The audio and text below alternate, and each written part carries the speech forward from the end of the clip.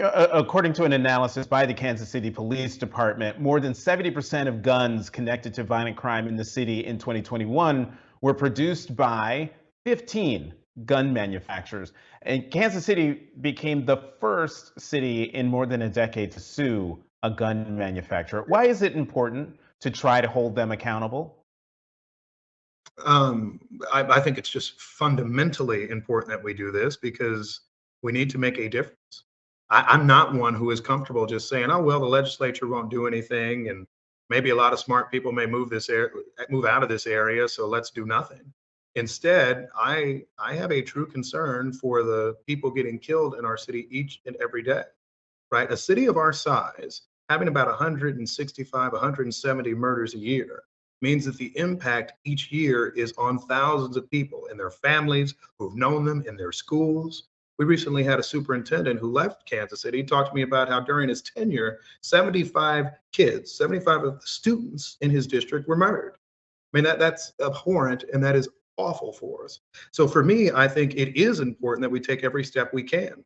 We saw that the courts give us a path. And for anybody who remembers the litigation against tobacco companies of the 1990s and the 2000s, where we saw that through false advertising, through marketing, through a lack of any control as to whom they were giving the product to, including a number of young people who started smoking in their teenage years and in their youth, right? We saw that ultimately courts said and juries were saying this was wrong. This was bad. You were hiding material information.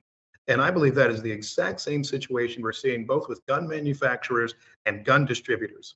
In the case that we filed against the Nevada firearms manufacturer, they were not checking registration, they weren't checking where the guns were going, and they were getting those guns to an illegal gun trafficker in Kansas City, and those guns were used in murders on the streets of my city.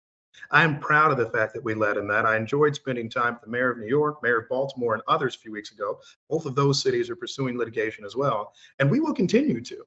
And you may ask, what's my ultimate goal? My ultimate goal is that we have transparency, that we have truth, and that we make sure the gun manufacturers actually follow the laws. That's the biggest issue, right? You can't just produce a whole bunch of defective equipment or working equipment, candidly, and then not see that it's actually going to be regulated thereafter. You can't just flood the market and not check to make sure that they're going to responsible gun sellers, that they're going to people that are following federal law. In the event that you're avoiding that, then I think you should be held liable for it. So we will continue to try to push those steps and make sure that we're suing there, that we're working with social media companies to make sure that where there are beefs or where people are selling guns on Facebook Marketplace or any other types of items, that we curtail those types of activities, because this is the sort of thing that is killing so many in our communities. And I think that all of us as mayors, Democratic mayors, Republican ones, big cities, small ones, right? We don't want to have a continuation of this. We don't want to have gun massacres and just say, oh, well, the cost of doing business nowadays in America. And I think this is an important thing that mayors can do, and I've been proud to lead on it.